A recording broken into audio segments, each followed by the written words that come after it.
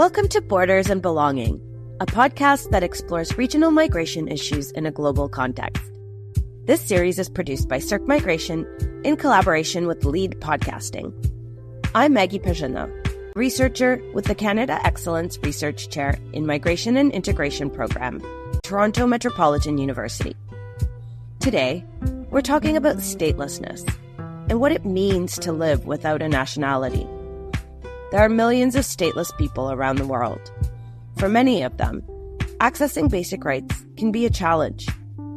Statelessness can occur for a variety of reasons, such as discrimination against ethnic or religious groups, gender, or as a result of nationality laws. In a moment, I'll be joined by two esteemed researchers who will help us explore the complexities behind statelessness and the far-reaching effects it has on individuals and communities. But first, we'll take a look at what's happening in Assam, a state in northeastern India. Bordering Bangladesh and Myanmar, Assam has a long history of migration and colonization. So whether you see it on the eastern side or the western side, so there are many tribes in northeast India which trace their lineages to present-day China, Myanmar, Thailand. And historically, they have been coming and settling and making a home in many different parts of Northeast. On the western side, we have seen many communities coming and settling in the river in the banks of Brahmaputra Valley or Barak Valley, be the indentured laborers who were brought by the British administration to cultivate and grow tea plantations, or be the Marwari trading class who came from Rajasthan, or the Bengali Hindu upper middle class who came as administrative class.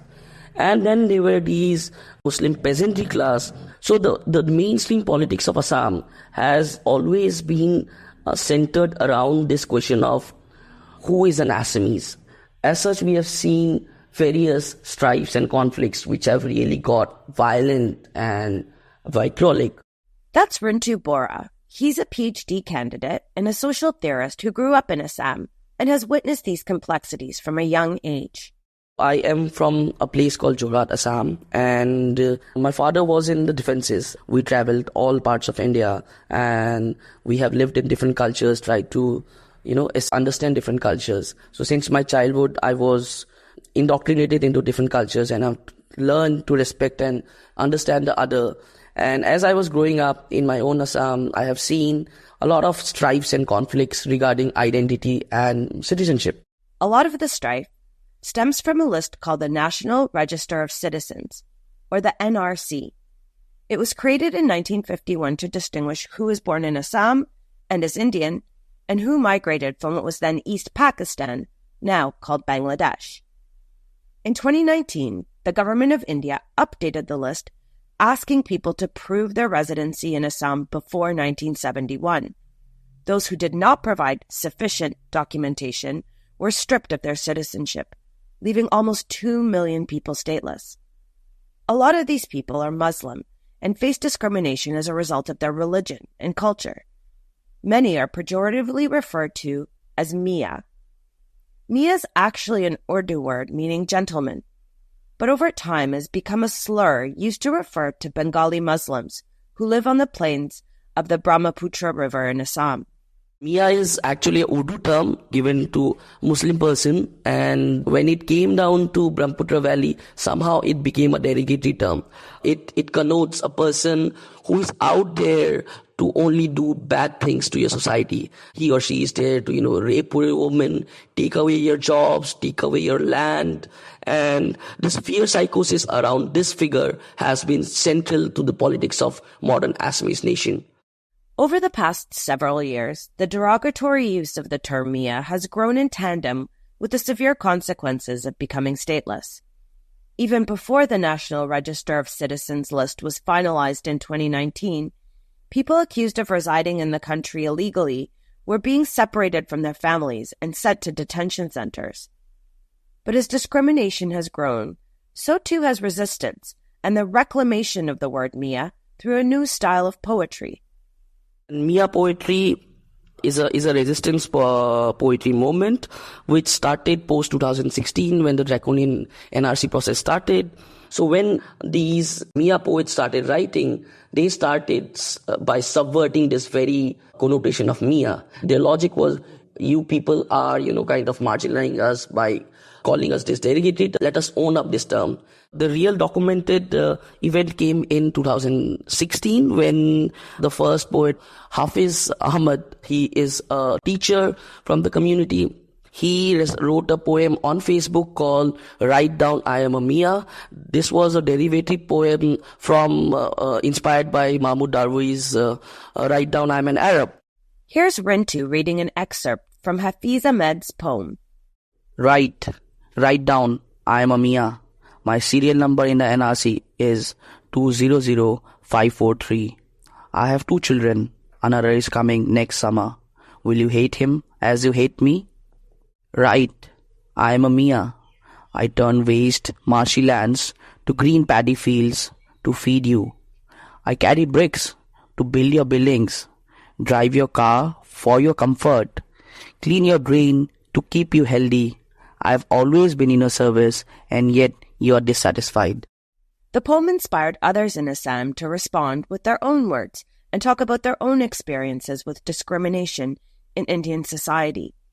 Within about 8 months of Hafiz Ahmed's poem being published, Rintu says a sizable resistance movement was born.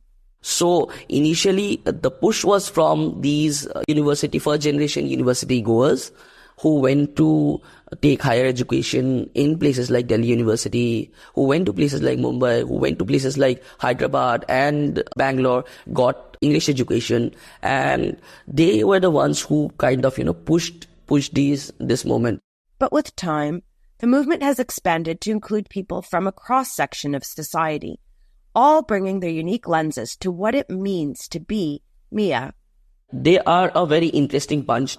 They are peasants, they are lawyers, they are journalists, they are students, they are teachers, they are river boat person who sings folk tales also, folk songs. They are everyone. Over the past few years, Rintu has been meeting with many of these poets to try and learn more about their lives and amplify the work that they're doing. He's also affiliated with the community media house, which aims to amplify the stories of Mia people and counter stereotypes and misinformation about some of the struggles they face. Rintu hopes that these stories will not only reach people across India, but also around the world. We are also trying to collaborate internationally, see this as an opportunity for future collaborations because these people's, their stories really need to be heard.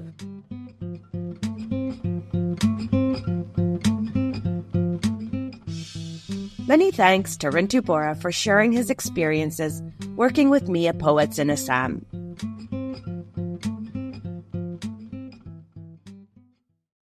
Joining me today to explore the causes and social realities of statelessness are Professor Noora and Dr. Allison Petrozziello.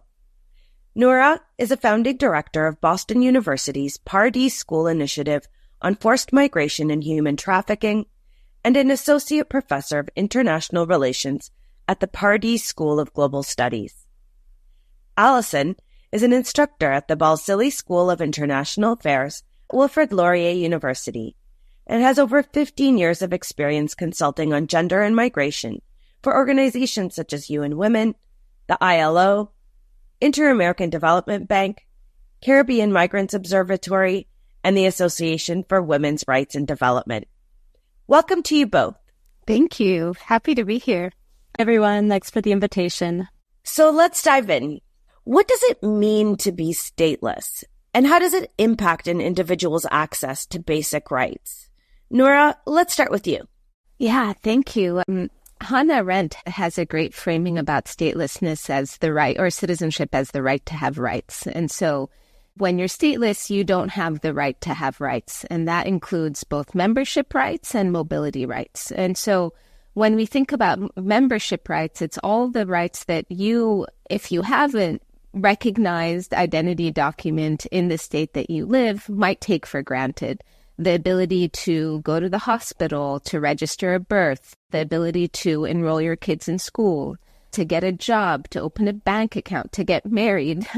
There are so many moments in our everyday life where the state actually has to authorize our access to basic services and benefits that are provided by the state that you just get locked out of if you don't have identity documents that recognize you as a member of this polity. So statelessness means internally you don't have membership rights. It also affects your mobility rights, by which I mean your right to cross borders. So without identity documents issued by a state that is vouching for you, that is verifying that you are who you say you are, and that you are a subject of that sovereign entity, other states do not authorize your ability to cross borders. And so you, in many ways, I think of statelessness as a form of like social death. You can't be where you are and you can't move.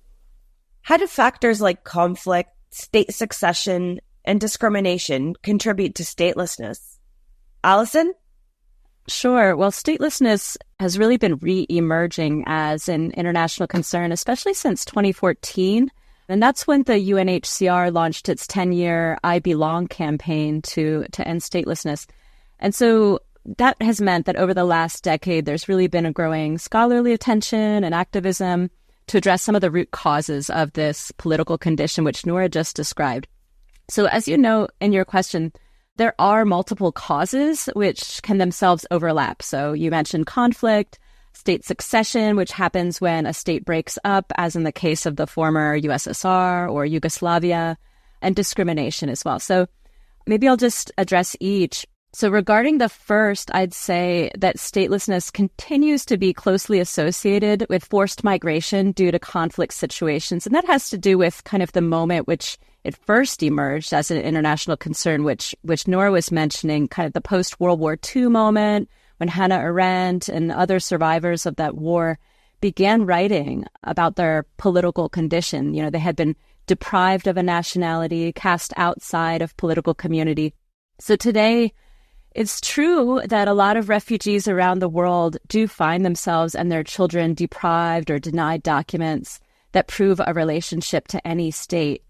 And then as those situations become protracted over time, as we see in places like Syria, many millions displaced abroad, children are born, into those circumstances. And then the kind of non-status or precarious status of their parents gets passed on to the next generation, unless there are concerted efforts to interrupt that cycle, right? So that's maybe the conflict part of the answer.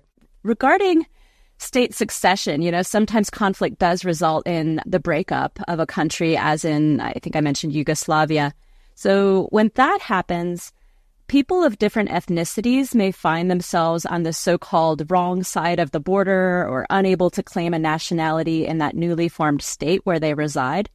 So here we might think of ethnic Albanians in Kosovo, for example. So they might be non-citizens in the newly independent state where they live, but then also unable to travel elsewhere to claim documents or citizenship in another state.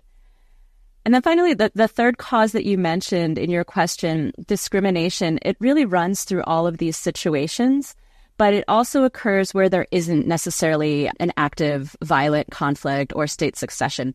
But there may be bureaucratic forms of violence and exclusion. So political elites in a given state may wish to exclude certain ethnic minority groups, as we heard about in the intro regarding Muslims of Bengali origin in Assam state, India, and also as my research and others investigates in relation to people of Haitian ancestry in the Dominican Republic. A small group of us who are taking feminist or gender-based approaches to the study of statelessness, we're recognizing the need to really shift away from talking about it as a specialized niche or technical issue, and to think about it as another tool by which dominant groups maintain power over others. And this can be through patriarchy, through racialized citizenship controls, through violence, or some toxic brew of all of these, right? So when these exclusionary ways of wielding power kind of meet with anti-immigrant rhetoric or populist nativism, you see that decision makers can feel emboldened to really manufacture those so-called unwanted others within their borders as migrants, even if they never really crossed an international border, as we're seeing again amongst the peoples, already mentioned in our conversation in Assam or of Haitian ancestry. I'm curious how statelessness manifests in different regions of the world. Noora, in your book, Offshore Citizens, you embark on an in-depth case study of the United Arab Emirates. Can you share some of the things that you learned? Yes, thank you for that. Let me just start off by giving some basic context to the UAE and the larger Gulf region. One of the distinctive factors of this region is that it is the third largest migrant receiving region in the world. After North America and Western Europe, the Gulf has the largest amount of migrants. Many of them come from the global south. It also has the highest concentrations of non-citizens to citizens in the world. So in a place like the United Arab Emirates and Qatar, we're looking at 10% of the population is citizen, 90% is non-citizen. And so, the demographics of this region alone are kind of interesting. At the same time, I think you see, so there's some specificity of these are countries that are heavily dependent on quote unquote temporary worker programs, especially after the oil boom of the 1970s and major construction boom across the Gulf region. One of the things that's kind of a big insight of my book is trying to understand migration enforcement or border control through time as opposed to space. So we often think about borders as territorial borders. So where they lie, they might be at the boundaries. They might be remote borders like migrant interdiction at the high seas or consulate, so times when your ID gets checked outside of the territory of the state, or we might think about interior borders where your ID gets checked internally, like by landlords or hospitals or schools. So we're used to kind of thinking about borders through space. Equally important and less studied is the way that time gets used strategically to enforce borders. And so one of the things that the argument I try to make in my book and really drawing upon a larger literature on time and migration and mobility is, what matters is not how much time an individual has actually resided in the state, but how that state recognizes that time and converts it into rights. And so, and the book is called Offshore Citizens, Permanent Temporary Status in the Gulf, because technically, this 90% of the population is on these temporary statuses, but in reality, they are not necessarily temporarily in the country. And in some cases, like for the Indian community, we might be looking at people who are in their fourth generation in the UAE who have been there prior to the partition of India, but they're still on these temporary statuses. And so one of the things I look at in the book is the way that states miscount the time of quote-unquote undesirable migrants, and that can be primarily labor migrants or those seeking humanitarian protection. One of these inventions is to have these kinds of temporary statuses that get renewed. So instead of being temporarily in the country, people are permanently deportable and having to kind of navigate this kind of limbo status over time. This doesn't only affect stateless populations, but I think thinking about time is a useful way of thinking about how statelessness emerges and how it becomes more salient over time. So in the book, I look at not just communities who are on these temporary statuses and are quote unquote, temporary workers. I also look at ethnic minorities in the UAE who have been there prior to the partition of the state, but never get recognized as citizens, and think about what happens to them over time as their status doesn't change, but the state around them does. And so they become stateless over time. I think one way of making this a little bit concrete is to tell you a little bit about someone I call Abdurrahman in the book. That's not his real name. It's a pseudonym. But he was, in his narrative of his identity, he self-identifies as an ethnic Baluchi. Baluchistan doesn't exist as a country. The Baluch community is large in Pakistan, Iran, Afghanistan, and in the Arab states of the Gulf. In the Rahman story, in his narrative of his ethnic lineage, his family moved to East Africa with the Omani Empire prior to the 19th century, intermarried and lived in East Africa over the course of a century, and then in 1972, Idi Amin expelled them from Uganda.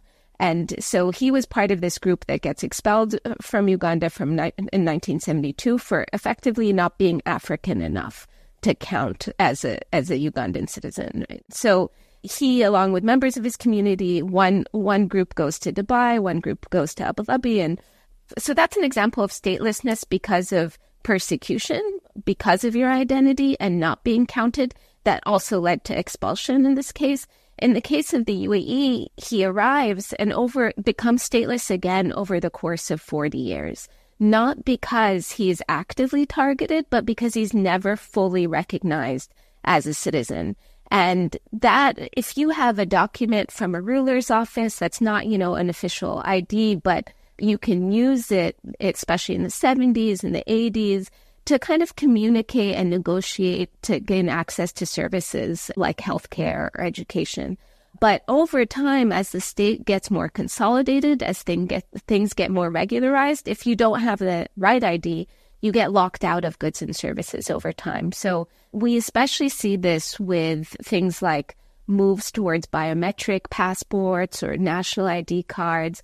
They seem like they're moments of this neutral mapping of the population, but they're actually often moments where states can decide to narrate who is a membership even more narrowly.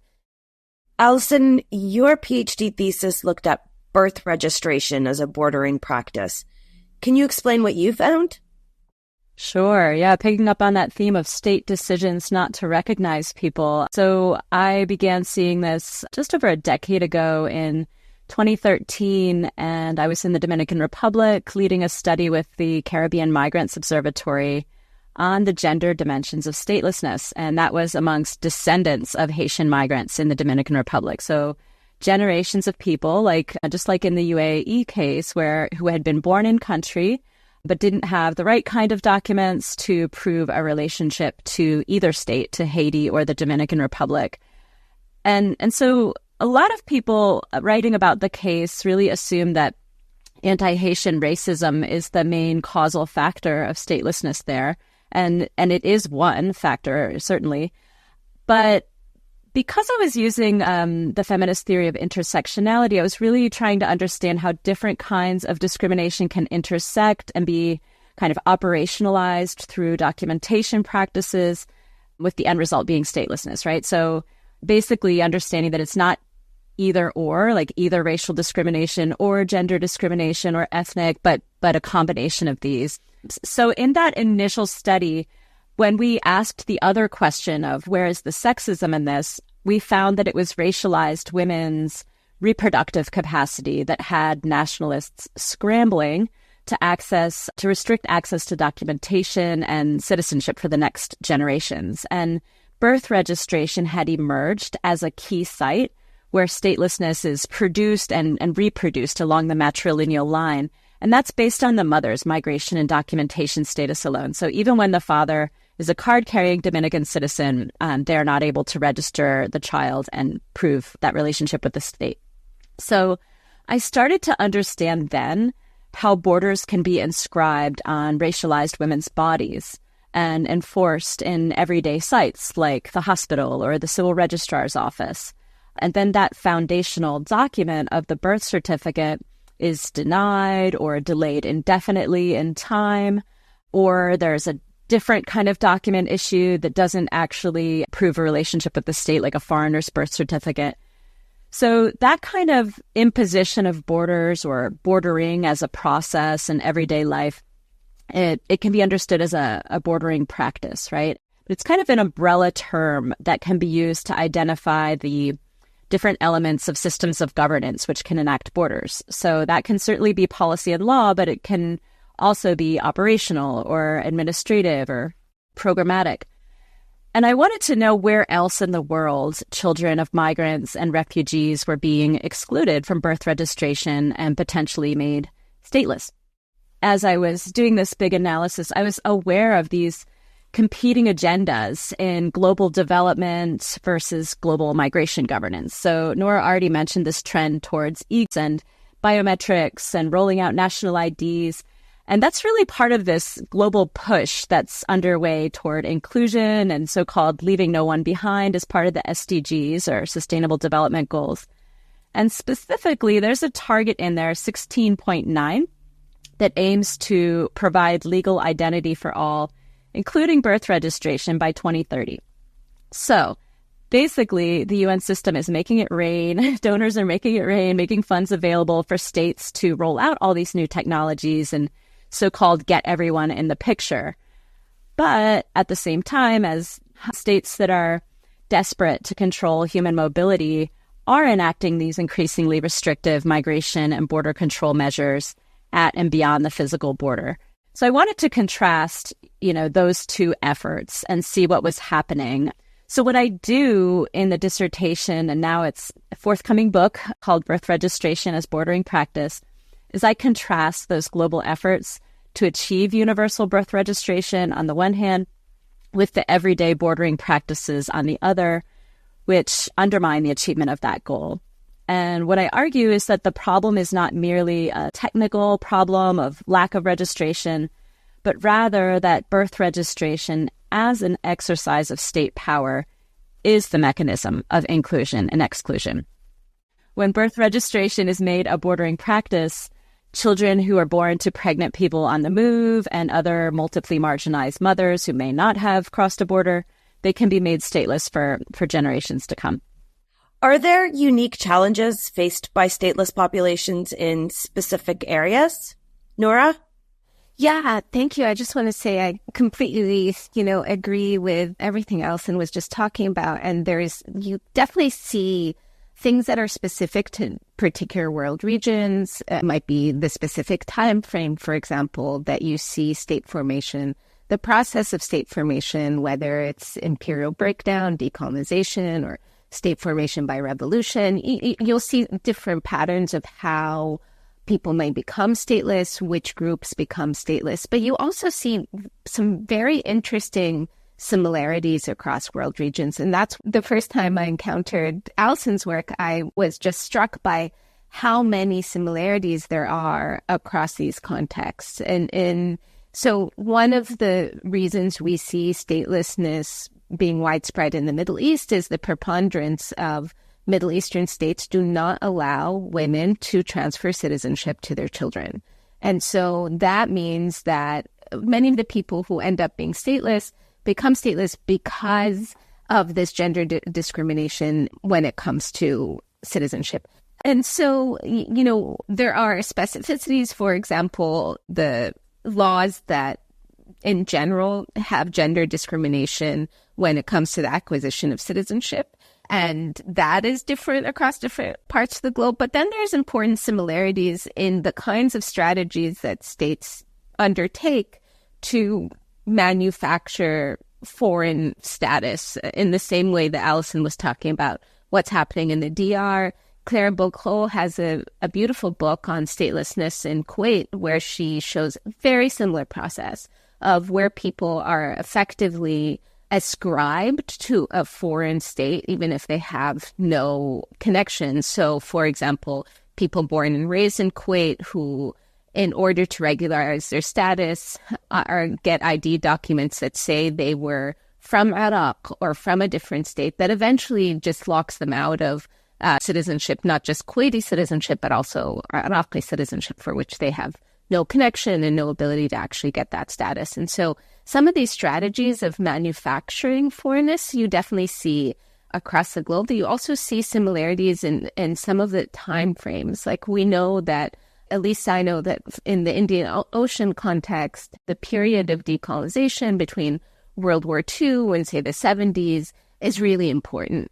In the Gulf in particular and in East Africa, between 1968 and 1971 is a critical juncture because that's when the British are deciding to pull out of this region. And so there's kind of a scrambling to create these new nation states, to formalize new citizenship and laws. And in that time period, you end up people being narrated as foreigners, even if they were already in this new nation state. And for anyone who's interested in some of the discussions we've been having about time, Elizabeth Cohen's The Political Value of Time, I think, really beautifully lays out some of the stakes. But one of the things that, she looks at is, why do we think of time as being important for acquiring membership rights? The idea is that it is uniformly experienced by all sorts of fair way of allocating rights, and that over time people build allegiance, assimilation, and should become members of the polity. And, Allison and I were both talking about these legal maneuvers or strategies that miscount the time of undesirable migrants by creating legal statuses that don't count their time towards permanent residency or citizenship rights, or on the flip side of the equation, this growing citizenship by investment and residency by investment industry where over 20% of all countries across the globe now have expedited legal pathways. This isn't black markets. These are legal pathways for high net worth individuals to exchange money for time. So based on the size of the investment, they may decrease the residency requirements or entirely eliminate residency requirements in order to attain citizenship rights. And so you can see these again as kind of state strategies of slowing down the time of undesirable migrants, speeding up the time of people who are quote unquote desirable. Allison, what are the main misconceptions or myths surrounding statelessness? Well, I'd say that the main misconception is that it is a technical problem which can be solved through technocratic solutions alone. So we've been talking about how statelessness is created through an exercise of power, right? And so when you frame it only as a technical problem, assuming that, people are simply unaware, then the solution is, we can solve it through awareness campaigns, or people are just falling through the cracks between different states' citizenship laws. And so, we can solve it through legal reform. But we've been discussing all along, about this exercise of state power in an exclusionary way. And so when you depoliticize the issue, you're, I think, doing a disservice to the cause, and that we have to be upfront about the political reasons why people are being excluded in order to come up with more effective strategies for addressing it. And the other misconception that I'll highlight has to do with representations of stateless people, which tend to erase their agency, as if stateless people were just victims or nowhere people or ghosts or somehow powerless and forgotten, right? And this really flies in the face of what I've seen. I don't know about you, Noora, but over the years, I've met mothers who will not rest until they have a paper in hand proving their children's existence and nationality. And what I witnessed at the World Conference on Statelessness was really a powerful statement by stateless people themselves who, like migrant and refugee advocates, are demanding nothing about us without us. So I think us researchers and policy practitioners were really called upon to listen and to follow their lead. Just to build on what Allison was saying, I think two additional myths. One is that somehow the stateless are like this free-floating population roaming the earth and they don't have a state. It's not that people don't have a state. It's that the states that should recognize them as citizens choose not to. And so even in the example I gave earlier about Abdurrahman, there were at least 3 different states. Uganda could have given him citizenship, but he would have been very happy to stay where he was born and raised.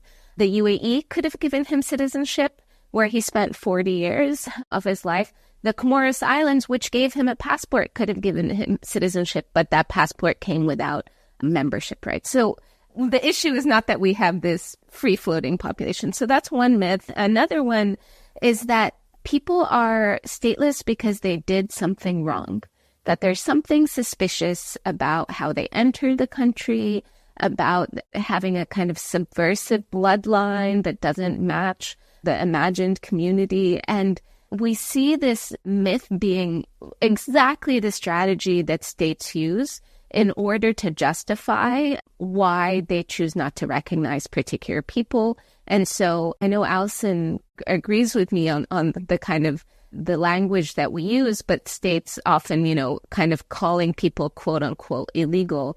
We know that only actions can be illegal and human beings cannot be illegal. But that's a really important strategy that a lot of different states use, especially in these moments of ID regularization drives of, we're giving you a chance to regularize your status because you came here irregularly or illegally. And that language makes people, even ordinary people, one of the things that I noticed when I was doing my fieldwork in the UAE is how much shame certain people had about the fact that they actually didn't have a secure citizenship status. Even among close friends, they may not reveal that. And so I would be in these conversations where people would say, of course we should naturalize. If we naturalize all these people, there'd be no Emirati identity, there'd be no nationalism, and these are all people who just want to become citizens because they want access to, say, the welfare state, not realizing that they are actually talking about individuals who are sitting at that exact same table with us. And so there can be a kind of villainization of people who don't fit because we want to come up with reasons why they don't fit and make it about their motivations or their actions or their behavior, as opposed to of really thinking about this as something that it has, people don't necessarily have control over.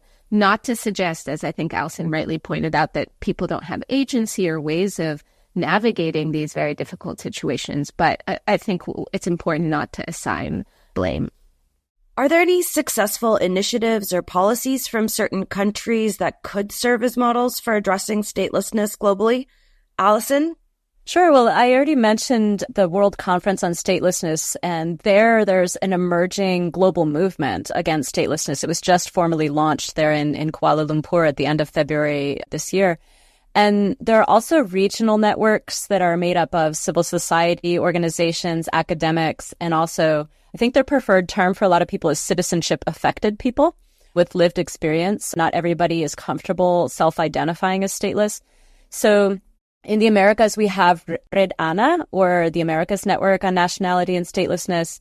And so these networks are important for a number of reasons, including what I mentioned earlier about foregrounding and really amplifying the voices of stateless people who are on the front lines of this struggle and who are the ones who will define what a solution looks like for them. For Palestinians, for example, their statelessness is part of a long-term struggle for self-determination and freedom from the violence and exclusion that they continue to experience, right? And I'll just, point to Mace al-Mustafa's scholarship on how the Palestinian case is sometimes, treated as an exception to the international refugee protection regime. And this can also be seen in some statelessness scholarship as well, right? As if it were an exceptional case when maybe it's the paradigmatic case, right? But in other contexts as well, many are saying, a legal solution may not be enough or what is sought, because in some cases, even after formal citizenship is granted, many continue to experience discrimination, poverty, and violence. So there are others who are taking cultural approaches to voicing their claims to belonging. And that's what we heard in the poetry by people in Assam, in the beginning of the episode, people who are reclaiming the term miya. And that being said, having papers proving your nationality does continue to be important. So the other reason why these networks are really useful is because we can and do exchange ideas about how to resolve statelessness. So I'll just flag two examples that I learned about through the stock-taking session on the Americas with Red Ana. And we got to learn from some amazing policy practitioners in Colombia and in Chile. And so these are women who are actively devising initiatives to ensure that the children, mostly of Venezuelan migrants who have been displaced across the Americas, and, for those who aren't familiar with it, the size of that displacement crisis, it really approaches that of Syria. There are about, right now, I think 7.7 million people who've left the country since the start of the crisis in 2014, 2015. And so, for example, in neighboring Colombia, for some time, the civil registrar was registering the children of Venezuelan migrants, but earmarking them and saying not valid for purposes of nationality. And so later, the country broke off diplomatic relations with Venezuela. There weren't even consulates available. And so basically, the children were being made stateless. And this is on the continent of birthright citizenship, right? I mean, in most countries in the Americas, we do have jus soli entitlement to citizenship by virtue of being born on the territory. So it's presumed to be automatic. But again, you see these administrative practices that block access and produce as foreign these children. So anyway, the initiative I heard about was one to restore, it was called Primero la Niñez, or Childhood First program. And they have reverted those practices and have granted Colombian nationality to some 30,000 children so far. And the other one I learned about is the Nationality Project in Chile. Both of these are supported by UNHCR. And they have been restoring nationality to those same children of Venezuelans who were born in Colombia and issued that kind of foreigner birth certificate, but who later migrated onward to Chile. So we see that these issues compound over time and also over space as people continue to move. And so these folks in Chile could not travel back to Colombia to straighten out their children's papers. So the project devised a way to do it remotely through coordination of government institutions and through active outreach to the population through these kind of documentation days or jornadas. So there are some proactive efforts to try to restore their right to a nationality. Noora, looking to the future, any final thoughts to conclude? Yeah, I think that there are also examples of what not to do. The Comoros UAE passport deal is an example that on face value looks like you're solving a statelessness issue. And even someone who worked for the private company that facilitated this deal kind of put it in these ways. He's like, well, what's the big deal? These people needed passports, and so we facilitated that. We got passports for them. And so sometimes there's this misconception that, what's at stake is the document. But a document is useless unless it is tied to an authority that recognizes that document and ties it to access to rights. And so insofar as we try to develop these kinds of ad hoc solutions that don't give people meaningful membership rights, we're only going to exacerbate statelessness over time. One thing that I found surprising, and this is connected to the research I'm currently doing for my second book, which is actually on the speed side of the equation. So, after looking at populations who are waiting for citizenship for long periods of time, now this book is on the citizenship by investment and residency by investment programs. And so the book's called Passport Power, and over the summer I've been going to these private firms that help people in the Gulf buy passports from other parts of the world, Caribbean, some of the EU states, etc. I expected that the people who would be the main consumers would be rich, elite Gulf citizens, Saudi citizens, and others who want passports that give them access to, say, retirement homes, summer homes in Europe, or just greater visa-free travel. Instead, what I've been finding is that these citizenship by investment programs are becoming an important coping strategy for people who find themselves in these situations of legal limbo over time, if they have means. And so, based on talking with people who sell these programs on behalf of governments, some of the largest consumer groups include elite Palestinians, Syrians, Iraqis, Yemenis. And so, if you have the means, sometimes this can be a way of attaining citizenship rights that is more reliable and certainly faster than going through the international human rights framework. So that I would think of as like mitigating, but not necessarily in a way that is equitable and maybe a form of kind of commodifying citizenship rights because it makes your access to rights not inalienable, but based on whether you have enough means in order to kind of buy yourself a recognized legal status. Allison? What is clear is that momentum's building. We do have capacity to build systems and practices that do recognize the humanity before us. And I'll just conclude by saying I think it's on the rest of us who do enjoy citizenship and have papers to prove it and can exercise our political rights to vote in political leaders who are capable of inclusion and who are committed to upholding our human right to an identity and a nationality. Thanks to Professor Noora Lourie and Dr. Allison Petrozziello for joining me today. And thank you for listening. This is a CERC Migration podcast produced in collaboration with Lead Podcasting. If you enjoyed the episode, subscribe to Borders and Belonging on Apple, Spotify, or wherever you get your podcasts. For more information on the issues surrounding statelessness, please visit the show notes. I'm Maggie Perzyna. Thanks for listening.